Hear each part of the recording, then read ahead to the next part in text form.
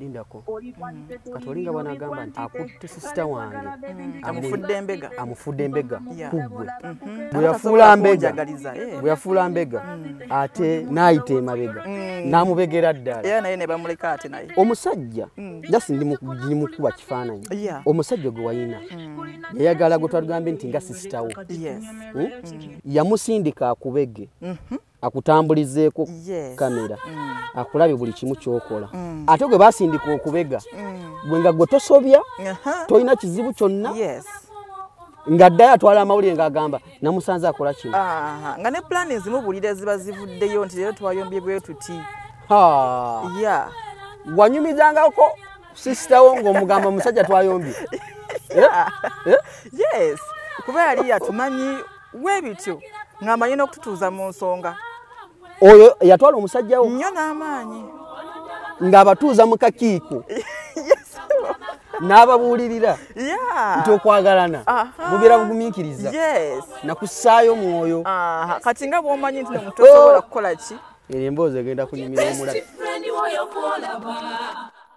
mugira mutwijja mutyo omwesize nnyo naye kalikwata ku bbaawo oli mukakasa emikono gy'abakazi bw'egityo okutabula makawabawala omusuuza engambo nabwobwewale depression zonna amalwaliro biki wagendako ne mu ddwaliro nagendako nga balowooza ndi kataala raba esookutuusaawo nnyo ekutuusaawo ddala yakutuusisaawo dda ng'abadde abakansolinga abadde ababuddaabudda ate yatuta omusajja awo tewaba kwogera kulala you just have to let go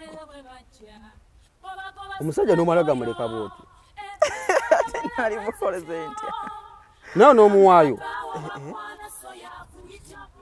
omusajja abamuwayo gye bamukayanira gye bali abantu abakusapootinga nga bwokola ne mulaavu abasajja babeerawa akyakubuze omusajja ayagala kulekera omulimu gwo nga omunoonyeza akubuze mu kifo kituufu baaba ekisooka ddala kansooke enclearinga abantu bakoko kuba ndaba bagamba nti njagala kuyitira ku muntu waabwe nedda ani koko koko yono muwala wa Mooti ekeeko nze siina kye netaza kuyitira ku koko kuba nze mbaddewo nga mmanyi bizinensi nti omuntu omusasula okukolera ekintu n'akikola so era koko bwe tutyo bwe twamutuukirira in fact omu ku bammemba baffe abatiimu ye yagenda n'akikolako ekyo then ne tukola quotation then ne tumuwa ssente waliwo n'abalayo tubadde tugenda okuwa ssente naye kati kweno incident tusibyemu kituufu ba tiktok wano bafuna akasente ne batakolera bantu nnyo n'amaanyi kituufu nnyo era bwe nakyogeddeeko abantu bavuddeyo kiki weetaaza koko kye neetaaza koko nze neetaaga kuba ndowoozezaamu akola challenge kuba ye kennyini ali nsoba takyagala aleete just asasule ssente refunding ekintu kikomaawo kiggwe tetwagala akole challenge kuba tagenda gyagala nze nyaga nnyo omuntu akola ekintu nga akirimu vibe eyo ana ne munne gwatera otambula ani oyo omuwala Emily Emily twamukubira ayogere ne koko bulungi n'agamba yegenda kwogera naye nayogedde naye biki ebyo weebiti kale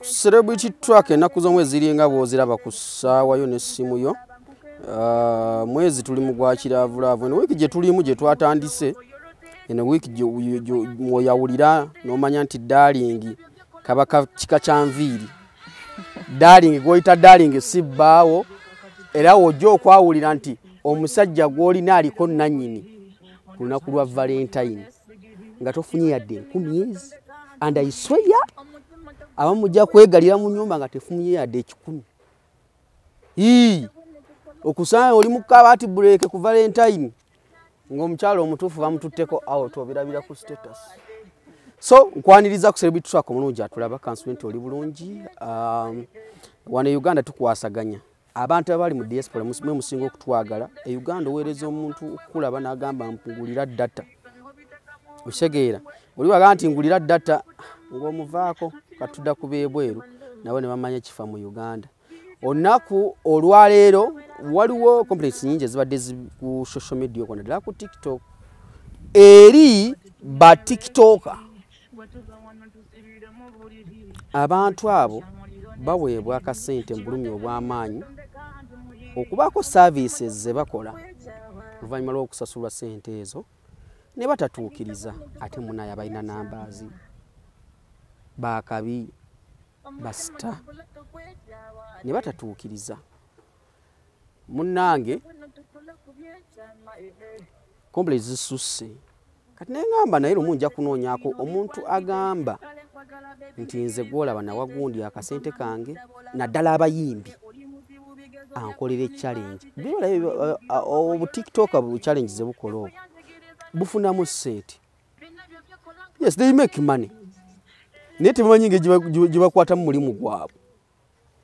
Kukwata akasente ko oba kuwadde emitwalo 4 oba kuwadde 3 bwekyange kyange eddakiika 2 nti ndiwulo ndutaddeyo bako omulala gwokutegwa okola ki gobba okitegeera ne mutakalubiriza abantu. So nako lwaleero n'omuyimbi muyita Tiana UG.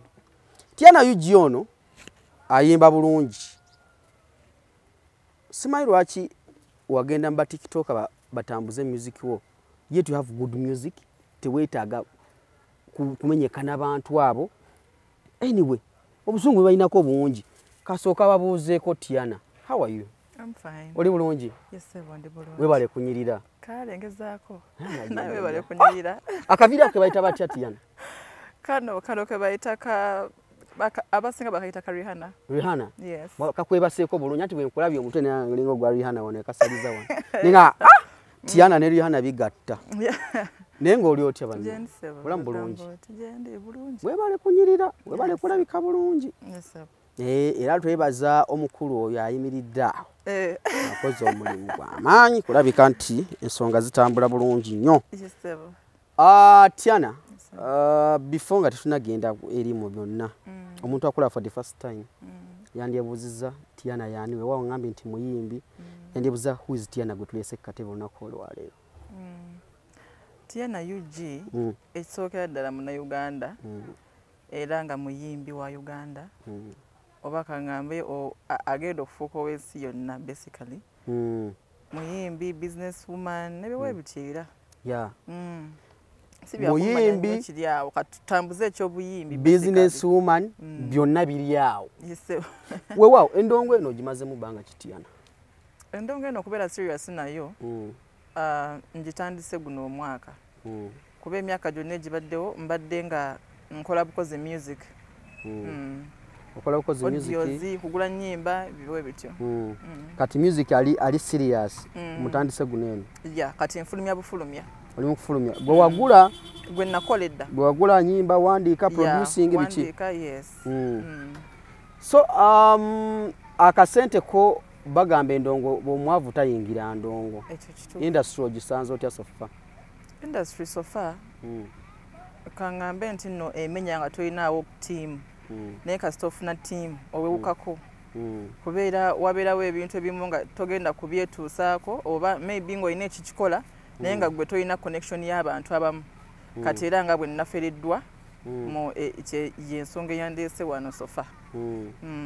Endongo eno ng'ogiyingira wagiyingira kufunamu ssente wayingira just passion ng'owulira ekintu okibulira? Ebya passion nga bizze ebbali endongo business. Nzize ku business.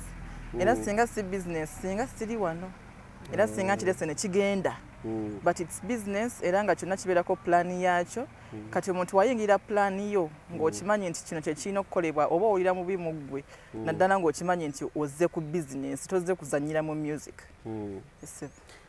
Wow. Sofa ina projects mmeka omwaka guno? Sofa project eriwo gye ntambuza bagiyita mutima. Waliyo zipati, waliyo zi strategy, waliyo mooli, waliyo waaye. Ya neza nabakuteebwa ezo ze ziteereddwako abantu ze bawuliddeko abamu. Okay. So kati oli mpushinga project esooka omwaka guno? Seesooka. Ngamba like mu mwaka guno. Ya mu mwaka guno. Esookera ddala omwaka guno. Oli mugipushinga. Bapromota bano oluusi ng'oggyeko nti oteekamu akasente wano ne wali. Music omudistributing otya? ku internet okwo muteekayo yonna ku zi platforms zange YouTube, Facebook, TikTok, Instagram zonna zibeerayo ne ba distributor ba music bonna mbawa. Gwe ng'omukyala kiti kyali kikuggyeko waya mu bulamu wakati nga obulamu bwa bulijjo otera onyiiga? Of course buli muntu yenna anyiiga. Ki ekiyinza okuggyako waya? Omuntu obutakutwala serious ate ng'oli serious. Oli ng'akulaba nga ggwe atali serious. Ng'azannya obuzannyi ate ng'oli serious, you're not joking.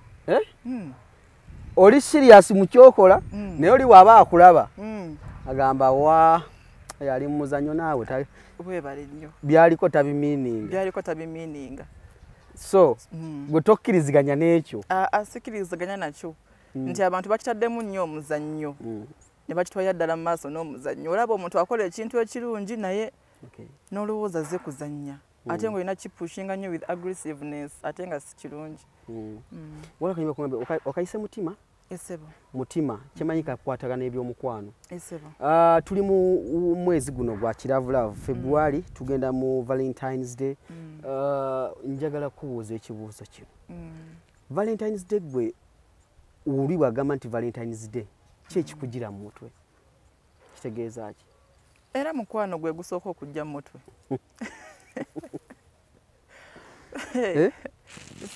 Valentine's Day mukwano gwe gusooka okujja.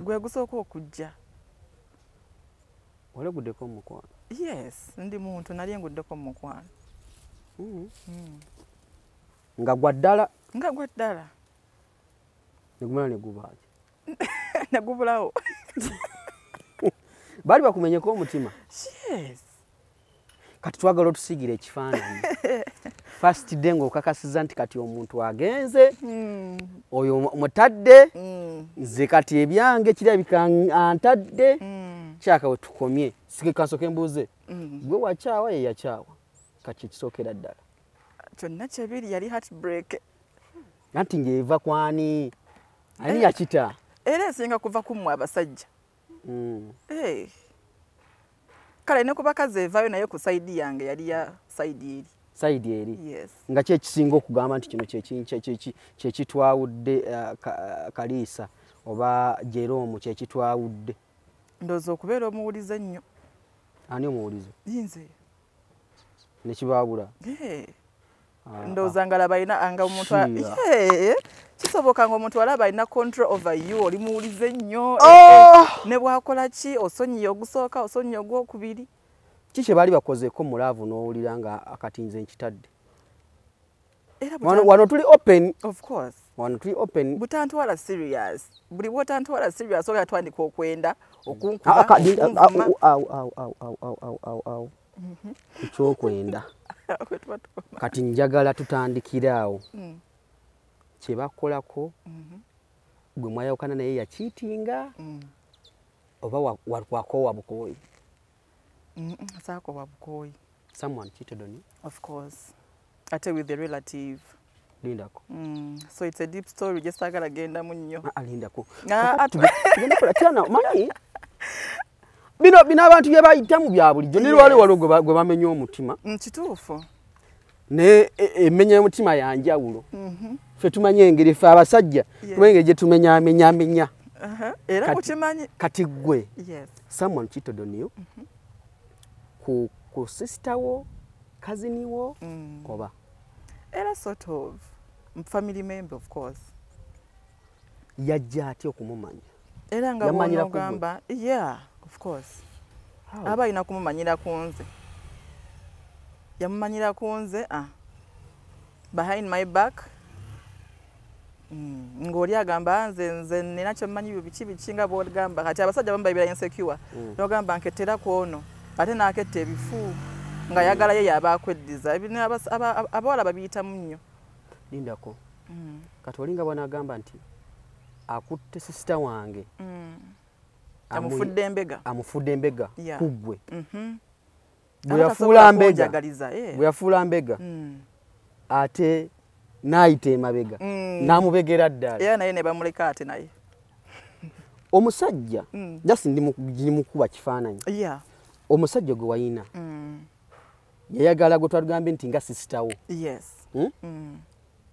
yamusindika akubege akutambulizeeko kamera akulabe buli kimu kyokola ate gwe basindika okubega gwe nga gwe tosobya tolina kizibu kyonna nga ddayo atwala amawulire ng'agamba namusanze akola kino nga ne pulaani ezimu bulira ziba zivuddeyo nti leero twayombye bwe tuti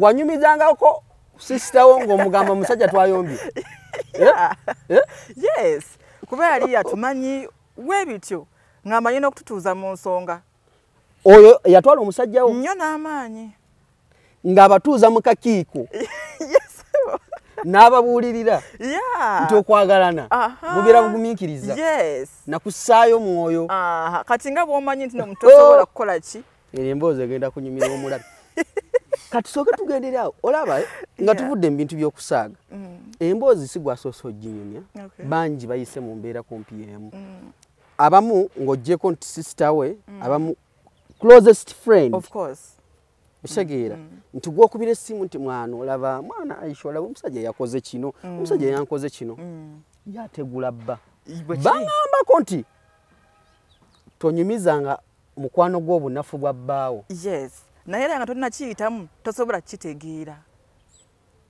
kati ono eyasigula bbaawo eyandibadde nga sisitawo ye yajjanga n'ababuulirira nnyo n'amaanyi namufunye obutakkaanya nagamba kanjogereko naye emboozi erimu episodes nga 8 bwe mutuula mu nnyumba wakati nga gwe muyomba nga yanootinga ye ng'anootinga ate bye bimu byakubuulirira weebale ngenda ngamba guma biki oyo takusaana kumbe eri yeerungiya yajjanga n'agamba nti omusajja gwoliko takusaana omusajja muveeko omwesibirako bwereere osobola okufuna abalala ng'eno we bwasembeza naye era ng'ogezaako okuguma okutereeza ensonga naye nga tulina kyotereeza naye nga buli kimu okimugamba sister my friend era nga sirina mikwano mirala nga nina sisitawo nga gwonyumiza buli kimu ekikyo n'agenda n'ategula omusajja how does it feel kale omuntu omulala yandibadde amutegula ne your sister okutwala omusajjawo kiwulika kitya it's bad tosobola kuddamu kwesiga muntu omu kunsi kuno yandibaddeko omuntu omulala yandibadde omuntu omulala kubeera sister era abeeranga mukwano gwo ekiringa mukwano gwo naye twala bbaawo nakyo kiba kibi eyo embeera yakuyisa etya era bubi nnyo kwakati nkubamu akafaananyi depression zonna amalwaliro biki wagendako ne mu ddwaliro nagendako nga balowooza ndi kataala raba esookutuusaawo nnyo ekutuusaawo ddala yakutuusisaawo dda kati sisitawo yakugamba ki tewali ye yagenda n'omusajja right now I don't know but right now they are not together naye nga simanyi oba nsonyi naye tankubira biki webityo temwaddamu kukwatagana naye mwesanga ewaka mu kika oli ayita wali n'onayita wano tetukwatagana oliddamu okwesembereza omuntu mpozi era eri emikwano emirungi like eriyo good souls there naye nga kizibu katukufe emitima egimenyese nnyo inayinatu oba omuntu alina tugumiikiriza kati omusajja wo bwe yagenda ne sisitawo yakuwa nsonga ki tewali ye yagamba tukite tweta bweti ng'ebyo byonna bibaddewo tewaba kwogera kulala ng'abadde abakansolinga abadde ababudaabuda ate yatuta omusajja awo tewaba kwogera kulala you just have to let go omusajja n'omala gamuleka bwotyo ate nali mukoleze ntya nawe n'omuwaayo omusajja awamwayo gye bamukayanira nze kino sikirabanga era mwe mulina emitima nze sikuwaayo gye wakkayanira tumala kuttunka nza baali banjagaddeko ne saawa zino ne mbasanga muli babiri mbakuba ejjinja olimba nze olwange teruggwa naawe ne bwe mbasanga essaawa zino ate twamuvinga ono saagala bayite wempise era okubasanga obusanzi mu kubo lyempitamu ngipaakinga akati nesooka mbayiire ettaka mu motoka nenyongerayo abamu kufe tusirika ne tulaba space kati omusajja gwe wamuwayo n'agenda bw'ati olozemu omusi ne mwoyo gye bamukayanira omusajja bwe bamukayanira mwoyo gye bamukayanira olinza ofuniramu ebizibu ebyobwereere kati mami gyali yafa awo mule mirembe ani closest person gwosobola okwogera naye ng'olina ekizibu kale mubeewaka gwosobola okumizaako nti bannamu aliima yantwalidde omusajja era jjajja oli jjajjazi gaalo oli mwana wa jjajja ndaba bambi ate olabika n'ekyejo olina ekyejo yeyo yali nickname yange ekyejo olabika ekyejo bambi tyana kati jjajja bamugambako nti omusajja bamutegudde omugamba oti nansabira sapuli nansabira novena namba ng'omaze omugaa nti omusajja bamutegudde nti ate n'ategudde omusajja jjajja amumanyi nnyo osisitawo omukulu omutoowo kyonna kikiri sisita naye gwe era ava eno abantu bayita mu bintu bingi nnyo abantu bamenyeka emitima mu ngeri ey'enjawulo okyasobola okwesembereza yadde si kati kati we wamuvaako omusajja n'omutano mwayo gye bamukayanira laavu wagiddemu wagivaako laavu yo tebagikyawa yo nga yo naye kati mbadde sirinagiddamu ate olinda ki oli singo kati kati nkyali mu music wano nayo kati omanyi ne music ya stressing ati break era ekyakuluma kati ndi mu music kati oli ku music era kati olinawo agamba si bwe kiri era sirinaawo agamba waaw soka tuni wali obagamba sirinaawo agamba sirinaawo agamba nze Tiana nze Tiana sirinaawo agamba waliwo ngambye nzijjako ne bugalubindi nze Tiana sirinaawo agamba anti kati bw'oyogera bw'otyo nga toli mu galubindi tumanyirawo eye contact ne tumanya nti talimba kati in case oli nga agamba kale Tiana nsobola okumunaazaako ennaku ne music n'atambula bulungi nze simulinaako buzibu wadde mba okugirako gye bali abantu abo abakusapootinga nga bw'okola ne mulaavu abasajja gye bali babeerawa akyakubuze omusajja ayagala kulekera omulimu gwo nga omunoonyeza akubuze oli mu kifo kituufu baaba ambuze wala ebbanga lyonna otambudde tonala ku musajja ali siriyasi simulabangako asobola okukkiriza ogenda n'okuba endongoyo ate nga bwe mweyagala obalina totumye weesitukidde olimba gwe ngamba bugambi nti oli siriyasi ndi serious just tell me I'm serious nti oli siriyasi nnyo oyagala omusajja agenda okukkiriza okuba endongoyo ate nga mweyagala tawadde ggwe sinnaba nkyaliko sinna so bannange bino bye twogerako biri siriyasi era gwali eyo ng'otulaba osobola okuyambako Tiana noga akati nze gwe ekisooka endongo gyeteramu ssente buli kimu okyeteeramu gwe kiweetaaga weetaaga laavu buli waba talinamu kasente ne waba talinamu kasente okkiriza ate kati yabagenda kunsumbu abo be basinga ebbuba abo abasajja abaavu omusajja omwavu abeera n'ebbuba kati ku musajja omwavu n'omugagga ani asinga ebbuba kale ery'omwavu lyo lirimu ne kale ery'omugagga lyo lirimu ku kasapooti naye ery'omwavu libi nnyo tosagatta bbuba na bwavu tebisoboka birimu entondo obwavu obugattemu ebbuba ate n'entondo nkugambye ne waba ogenda wali kaduuka akugoberera n'amanda agereetera abasajja bakuno bagamba batya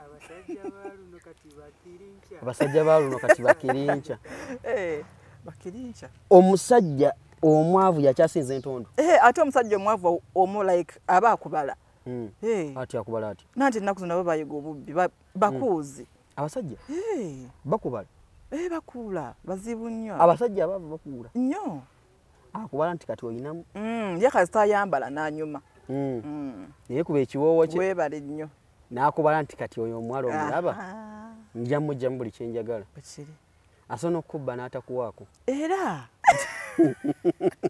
nga nabyo abitutte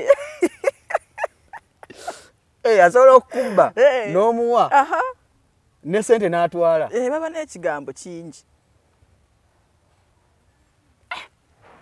asooka nakusoma embeera vulnerable biki n'agamba kati onnamukwata bwe nti na kigambo kumukakkanya kumufuula ate bw'abavu balina sayansi mungi balina sayansi mungi alina psychology asooka n'akulaba naga nti kati wano ono mutandikiddewa kati naawe obatya nange mbatya naye omugagga taba na budde obwo osimanya biki omugagga talina budde yadde mwavu yadde alinamu akasente kabaamu asobola okuba n'entondo ate tezituuka kuzaamu azivaawo namangu abaza akatandika nga bamukubidde bizinensi nga zivaawo nga kyera nasooka agenda mu bizinensi agenda okujjukira nabadde nnyiize kale ate omwavu ye bwe zijja wiiki namba muli kwekyo ekintu eki kimu kale maama kale munnange ate oba mwafuna ssente kale munnaye tubeera mu kkubo bakuyita batya kuba nsaya kola kya kuba miro nti bannange kale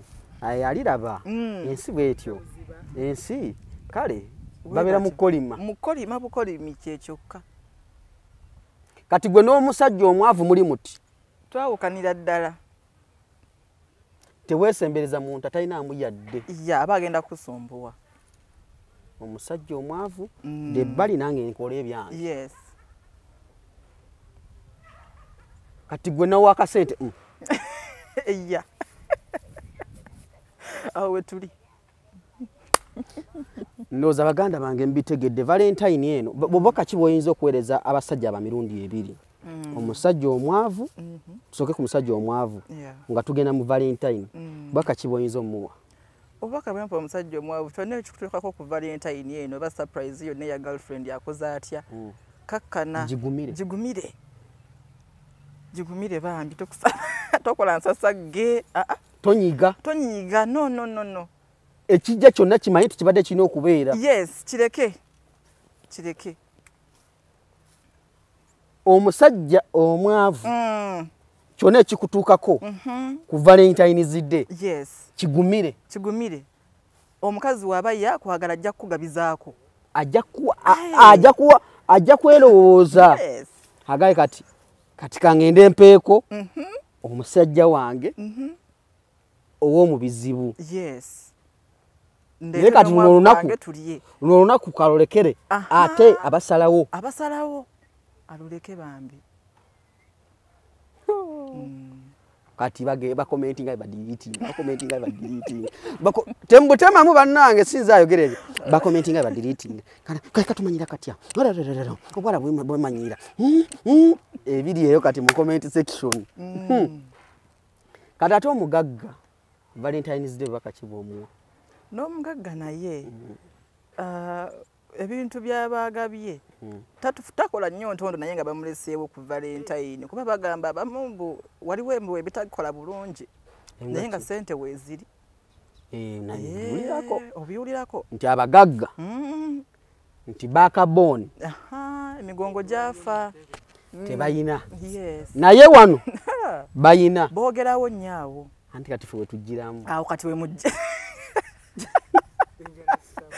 kati wemugiramu awo okuwebirabo kati nze nezija nekolako kwebaliza omugagga kituufu kisoboka omuwala osomuwa ebirabo ng'ogwo olinamu akasente n'omugulira buli kimu kola olunaku nagenda nasula boyfriend w'omwavu babikola nnyo amumenye ng'oliza okumuzannyirako obuzanyizi oba asobola n'okukuwa olwo nagenda ewa boyfriend omutuufu yakolamu kisoboka omwala soku antegera omugaga nga amanyi ge sekendi ze bbiri ate n'ekirala omugaga naye tomwemalirayo nnyo taba n'omu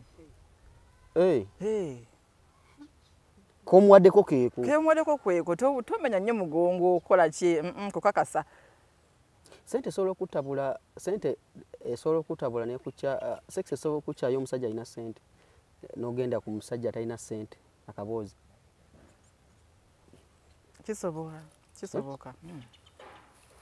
kisoboka kuba eri ebannecha omubiri guba gwagala yes kati oli waguzanyirako ate kati eri abantu abamu nga necha yaabwe ate wogizanyirako yeeyongeramu nnyo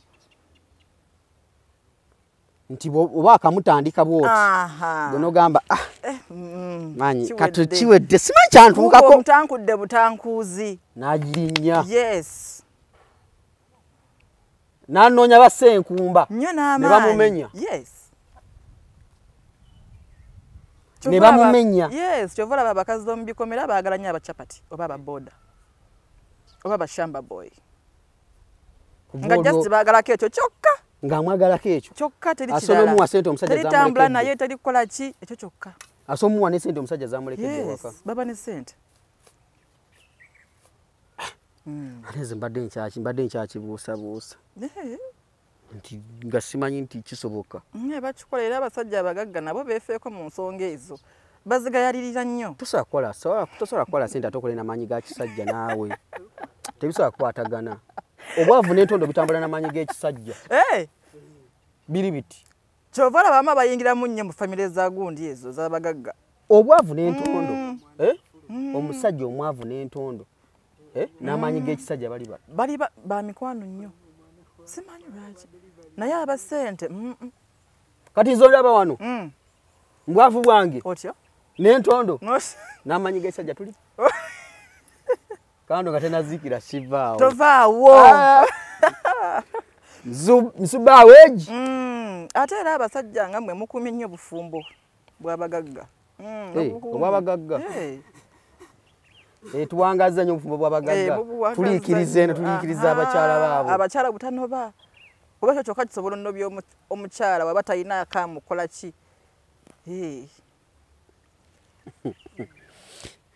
era mwebale kuuma bufumbo kabateme eno tulina Tiana omuyimbi tubadde tusogera ku nsonga za laavu gitandikidde eyo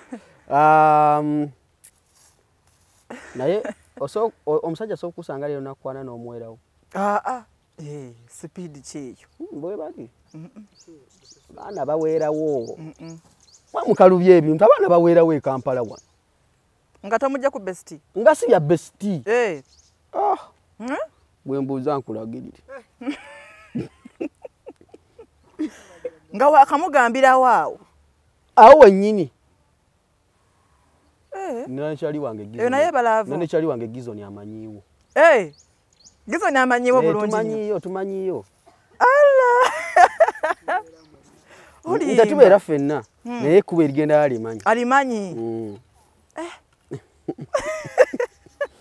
tankulira kalimu obuwuka naddayo ekanze bannaye ebyo atusookedde eyo kkiriza bwe bakukyawa kkiriza nti bankyaye tolemezaamu kasita oba nga gwe abadde omulungi gwakola ebiri perfect wali wagayiddeko omusajja nga yali mu nsobi newetonda nga abamu ku ffe laavu etuziba amaaso oba etwerabiza bye tulina okukola ate eri abasajja nga basadisiti nga badominatingira ddala nakuteekamu fiya n'otya nga newomulaba obulabi otya newomulaba ekisiikiriza ki ekifa like ng'otya newolaba amufaanana ng'olowooza yeye kumbe si yeye naye ng'otya kukusangako wabweru ng'omusajja omutya nga kirooto kya ntiisa yes naye mubajjewo abo abatiisa nga musisi gye bali abamu mikwano gyo bino bwe muyimbako nze nafunye empologoma sizo ezo empologoma ezibatiisa era zezo ate waliyo endala zezo zennyini empologoma tulina Tiana Yugi olunaku olwaleero kakati Tiana tudde ku nsonga naddala eyasinze okunoonyesa twogereko. Nalabye complaints zisuuse mu abayimbi naddala ngenda kikozesa abayimbi abavaayo kati ssaawa zino muteekamu nnyo mu ndongo yammwe okupromotinga muziki wammwe muyita mu gundi ez'enjawulo ba tiktokers bapromota tvs radio bapresenta mubawaayoko okitegeera baproducer no basasula nalabye ensonga y'abatiktoka nti bali akasente kaba upcoming ne batakola ki ne batakola challenges of which kintu kibi oli baba amenyese nagamba akasente kanye kankateeke mu limba lwange luki lutambule tuwayo incident yakutuuseeko era lwaki walowooza omuntu oyo omwesige omuwe akolereko na biki byataatuukiriza na ndagaano ki gye mwateesaako kyalina okukolera. Ekisooka ddala kansooke enclearinga abantu bakoko kuba ndaba bagamba nti njagala kuyitira ku muntu waabwe nedda. Ani koko? Iya. Koko yono muwala wa Mooti? Ekeeko? Yes. Nze siina kye netaza kuyitira ku koko kuba nze mbaddewo nga mmanyi bizinensi nti omuntu omusasula okukolera ekintu n'akikola. So era koko bwe tutyo bwe twamutuukirira. In fact omu ku bammemba baffe aba ttiimu ye yagenda n'akikolako ekyo. Then ne tukola quotation, then ne tumuwa ssente. Waliwo n'abalala tubadde tugenda okuwa ssente naye kati kweno incident tusibyemu. Mutiddemu. Obuzibu bwava njagala plan eyo evaawa ogamba nti katukozesa omwana ono atuyambeko okupushinga muziki wange. Tuta oluyimba era twalina work plan era kati ffe tutubeera neya plan. Tubeera neya plan kati twatandise ne luno oluyimba this January this Feb. Then tugamba katufuneyo abamu ku abo abaana basobola okukola ki. Wabaddewo ababadde bazze bakola ba Ashabani. So ne tugamba katu elevatingemu just for better promotion. Then abantu okwagala oluyimba n'abantu balwagale balukolemu challenge just because of love. Kati tuwa koko sente tumuwa sente tutwala atugamba nti mumpeemu olunaku lumu n'ekitundu b'ennaku 2 challenge ejjaba kweri. Then tulinda wiiki emu tulaba teekayo challenges empya ez'abalala naye ffe nze siriimu. Ngamba iki maybe kaninde nga nze ndi muntu musirise ndi ate ndi mukwata mpola. Ninda wiiki ey'okubiri nayo teri. Tumukubira amasimu tukozesa omuntu waffe eyatuwa like eyamutuconnectingako naye amukubira amasimu ate yamubuzaabuza nti biki. Then nomulala n'akuba amasimu tebagakwata takwata amasimu. Then after some time tufuna essimu ya manager agamba kibiina oyo naye wakukaka biki. Then tugamba kati omuntu ow'okukaka lwaki aba akwata ssente lwaki temusooka ne mwetereezanga because some people we are serious, we are not here to joke. Kuba kati si ssente zange zokka waliwo owa you beauty bangi naye nga ssente zaabwe zonna bazirya buli ate balina blackmail eyo eya following eyo ne baagala nnyo likes okusinga ssente. I don't know why. Kati gwenga gwe koko wamuwa ssente meka? Zaali ssente omusasula? Ssente zonna ziba ssente zitwateesa. Complaint ebadde bweti nti abaana bafuna ssente ne batakola. Yes. Bwe kyakunyigiriza otuuka okuvaayo oyogere. Kubeera tubasooka kubuuza omuntu ono omwesiga nti mwesiga nnyo tajja kundisappointinga. Era n'omuntu yamutuwa yeetonda bwetonzi bannaye munsonyiwe nali simanyi kuba nze namulaba ng'omuntu ali serious. Kati ezo recommendations oli omuntu gwe muba mutaddewo naye aba bambi awulira bubi. Yes, aba respect ye gy'oli eba ekendeera oba alowooza oba omubbi oba mwakiteesezza ate nga si bwe kiti bwe kiri. Kati ye wamala omuwa ssente n'abagamba nti next day ngenda teekayo ngenda bakolera n'abeera nga batambuza batoosinga. Yes, n'obutakwata masimu it's too annoying. Yaawa nsonga ki? Simanyi ensonga gyawa. Oli kikyogedde nti abantu bagamba nti mwagala okuridingira ku linnya. No. Like more comment sections. That is not it. kituufu ba tiktok wano bafuna akasente ne batakolera bantu nnyo n'amaanyi kituufu nnyo Abantu batandise era bwe okuyomba, abantu nakyogeddeeko bayombera abantu ddala. bavuddeyo waliwo n'amannya amalala ge baleese tiktok tebakola afuna sente yes ate nga tuteekamu bambi zakusabye ozimuwa yes ate nga tebaba nga tebateesa ssebo bwagamba nti byagala miliyoni yes eba miliyoni osaaga eba miliyoni wagamba nti zino ziba ezo teri kusalako nti ate munnaaye nno nene batwefulirako abatakyekyasinza okukuluma mu byonna ekyasinza okunnuma nti tuli mu kaseera ka kupushinga music okulaba nga tuyitawo mu music industry eno naye kati omuntu wajja n'agizanyiramu n'azanyira mu kariya yo owulira obusungu ate nga mukazi munno ate ekyasinza n'okunnuma nanoonyerezaako ne baŋŋamba nti mutoolo nange ndi mukyala mutoolo Mtoro? Yes. Manyiro kubaza olutoro? Nnyo. Ne bakukabya mulaavu kituufu. Kati yiyi. Kati ekyo batogerera mu slow motion. Sogera mu slow motion. Nina kwogera. Ogenda kabira mu slow motion. Era. Bangamba abatoro. Wano. Ewa. Wa kibatu. Oh! Ante nyimbo inoteka mugundi. Sound proof. Oba kyekyamudusa nga simanyi. Banaiba. Wamukubira enduru. Ate bagwe byewuli. Nze njagala mukama jansule mu mutolo mpulirize. Ekintu ala kuwuliza just not enjoyment. Just kuwuliriza. Kuwuliriza buwulirizi. Number 1. Oh! Tabasirikako. Omwana mutolo munno. Muzze Kampala namwe mweyiye. Tuyiye. Ate agala kuzze fort. Imagine. Ate nga nagamba siddayo. Wavayo layidde. Navayo ndayidde. Okaruga toro. Otire kirayiro kyawe.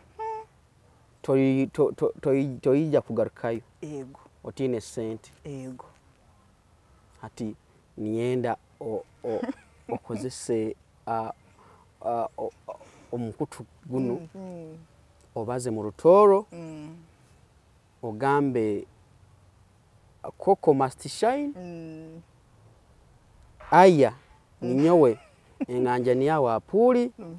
Ningenda ompe sente zange oba onkolere kyalengi yange.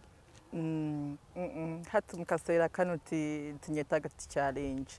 Nyewe niyetaga sente hati. You want your money? Abandi bakole. Niwetaga sente tiwetaga challenge. Abandi bakole habwokuba oruhire. Habwokuba naija kola challenge without love. Just forced because ban forcinze kankoli. Kati arifandinge. Bannange Koko oyinza okubagwolooza okulidde Kampala nayo oli mutolo katubikuddize mu Luganda. Kiki wetaaza Koko? Kyenetaza Koko nze netaaga kuba ndowooza mwakola challenge kuba yeke nnyinyi ali nzo batakyagala. Aleete just asasule sente refunding ekintu kikomaawo kiggwe. Tetwagala akole challenge kuba tagenda jagala nze nyaga nnyo omuntu akola ekintu nga akirimu vibe eyo. Anane munne gwatero tambula yani oyo omuwala. Emily. Yo Emily. Emily twamukubira. Ayogere ne Koko bulungi nagamba yegenda kwogera naye nayogedde naye bikyebye webityo. Twasooka kikwata mpola for over 3 weeks. Nga twegayirira. Mugenda na mwezi. Mwezi yes. Nga twegayirira. Olimba singa kati olimba mu mwezi gumuluna kwa lwatambudde dda. Naye ezo ziddire zituze mabega. Ate kino nkyogera n'abayimbi bambi abalala abajja abato. Mubaweemuko kukatiibwa. Kubeera abayimbi abajja abato be bamakinga be bafuuka the big celebrities. Bemwagala. Yes, bemwagala. Nabo batandikira eri. Kati wano oyogeredde bangi nnyo abadde batudde eyo. Abadde batudde waliwo n'omulala eyankubira balinga babiri. Ne bangamba mwana ba TikTok balya sente zaffe ne batakola. Ate si bayimbi bokka ne bemujjako obulango. Abalina obulango bwawe ng'ayagala kuyita mba influencer bamulangire. N'atwala ba TikTok tebakola. Biba byampaka. Era nze ngenda tandika okukola gundi yange account yange yakola challenge z'abayimbi bokka ate genda kuba Yeah, of course. ngenda gita mu style ondala Otyo? kati ndabe mu abalooza mwina numbers ngenda bayita ko wifi mutegeere kati ate ngenze challenge yange ya 10 12. Mama. ya Uganda Eze Uganda. nakumba ne challenge ngama 10 ago Ogenda kukola. tenga buli challenge kube mitwalo 10. Enyimbe ezimu tozerabire nawe ne bakutandika ko. Sobola zeerabira. Tugenda kukola egundi Oya House abayimbi baje ne bakunganya ne mala mukolya challenge n'agenda. Je malo kukola gwagenda. N'omuyimbi njikola challenge yo oli tiyana aliwa tikati kanjikole nga woli kinga kukola olimba mu studio ntikati mazo dukola n'endukuwa n'ogenda nalo. Naye nga tuvudde mu byokusaaga. Yes. This is business. Because abantu abasinga bajja kwogera bingi ate ekyemanyi saagala ogende nnyo mu comment section gwengo omuyimbi leka ba manager bakibere mu comment section because ebigambo ebagenda okwogera binyiza. Abamu jasanga abali supportive leka management yebe kulaga comments ezo naye comments ziri endala soko ozireke naye bekikwatako bakitegedde temuli bakabi temuli ba kitalo simwe musoso okubeera wano mu Uganda TikTok temazeo myaka 10 era ate muloza mujja beera bakabi paka walo ba TikTok abasooka wano betwalina wano twone tubalabako okitegedde. Yes. Nze just nkyogera kuba nabachali bange banja bayise mu mbeera yemu ya sirusiru ng'abaana bakola ebintu by'ekisi. Ate nga babeera ne discipline babeera basobola okolawo ekyenjawulo. Yeah, because they get money. Bakuwanye buli woyita ogenda mu katale k'Ekatanga fuluma kwa Uganda bakugambe nti Coco must shine. Tulabe nti feed zo zituuka eyo. Okitegera. Bajja kuba wano Uganda ajja kuwaana tukulaba tukuwaana. Naye Coco nze zisaagala kuba taata w'omuntu wampisa. Muntu mulamu. Okitegeera. Amonti muntu mulamu. Ate bwanga gwokola ebyo oyinza okugamba nti obusente butono nnyo bwe bagenzeko ne ku ma TV boogera obusente buyinza kuba butono nnyo. Muganda wange naye ziba zivudde ku muntu. Sente y'omuyiribi esigala sente niwe ziba 12. Please komakono bafuna akasente batokaagala obagamba sigenda kukola zimuddize muli muto gukwata. Namwe abayimbi mulina omuze oguliwa mwe mulowooza music wamwe si w'amaanyi. Music wabeera w'amaanyi teweesiba ku bantu abamu.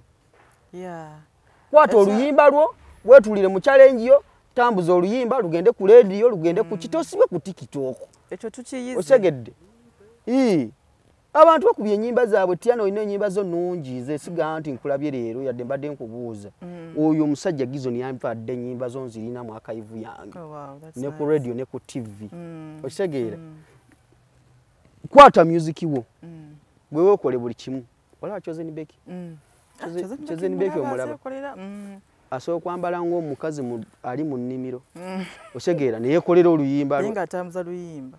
Nata kati weesulemu eddalu. Kola content wo. Ng'omuteekako music.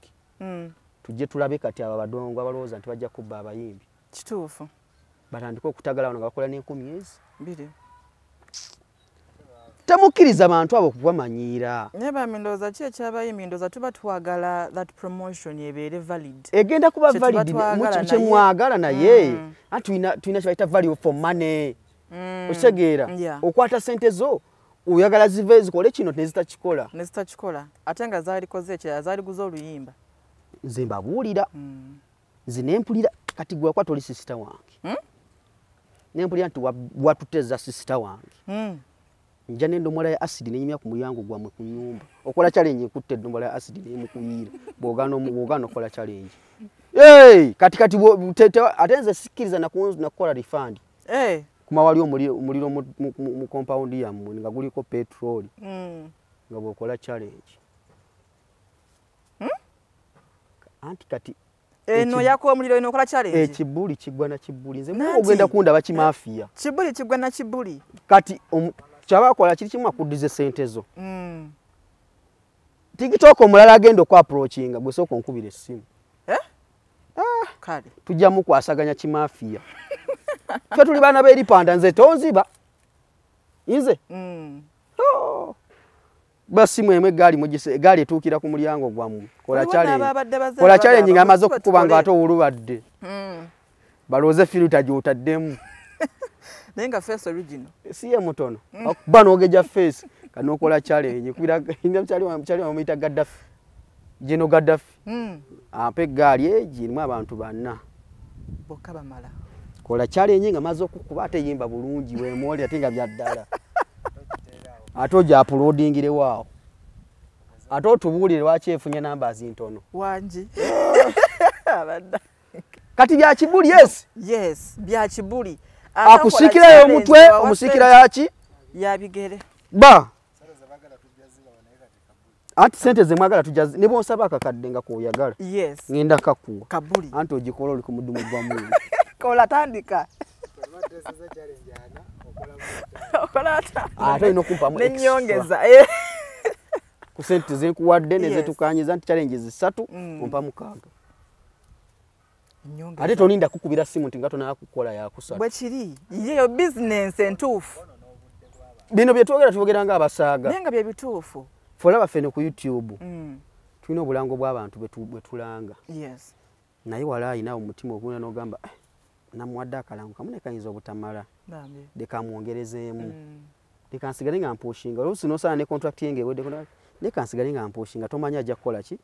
Ajja kwongera ajja kunyongera contract wanaasiima omulimu. Osegeera yo tukwata abantu. N'osanga nti ng'ali ku channel omwaka ku mwaka beebuuzayo ekitavaako. Ne balowooza kampani eyiyo naye nga mulina engeri gy'okukwatamu ki? Omuntu. Tomanya nti businga yakolera challenge ye n'osiima. Wandiga omwana ono yakoledde ekintu kamwongereyokko. Bwe kityo bwe kibeera nanti eyo business bwebeera. For them balowooza balina numbers naye.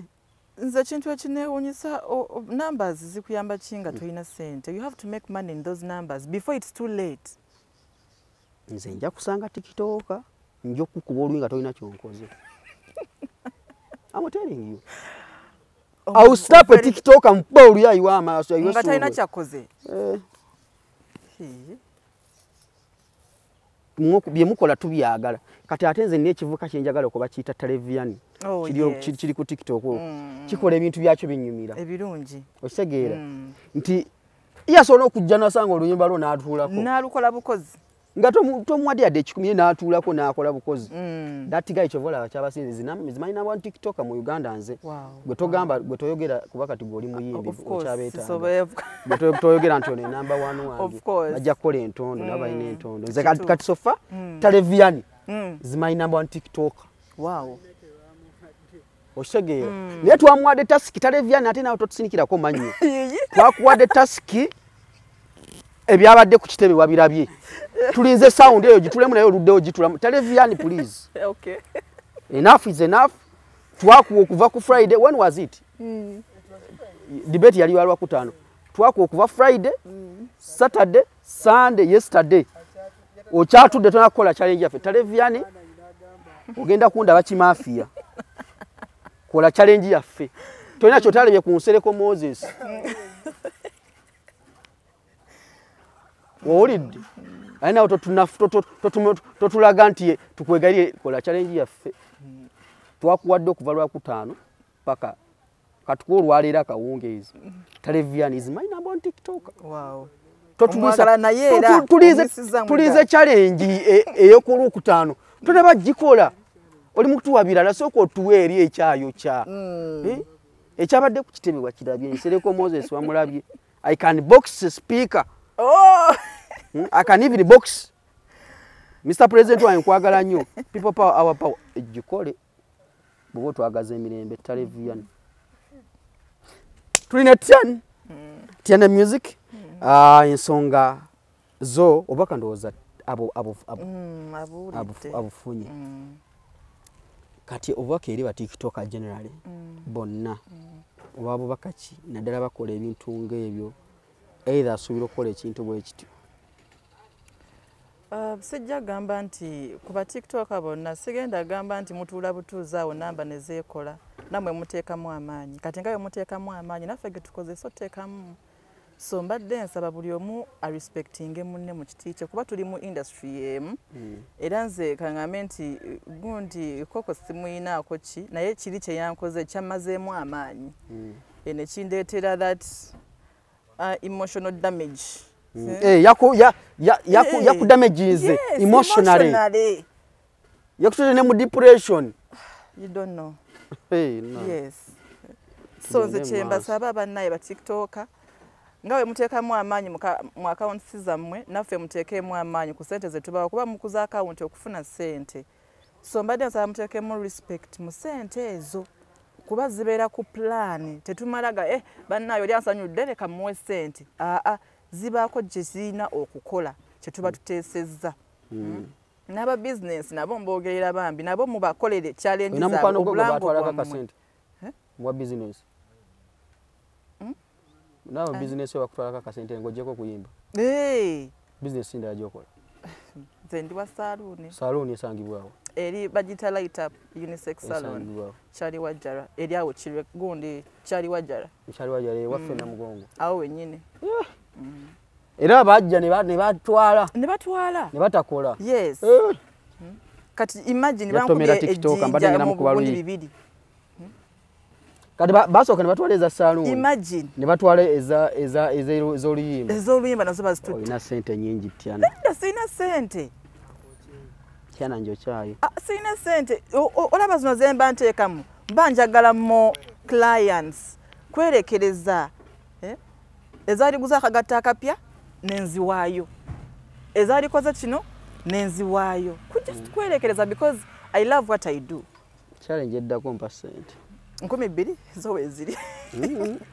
Nyongezaamu. Nyongezaamu ate capital n'amugjawa. Anti oyongezaamu muliro ogusooka gwe ntamu gwewulira.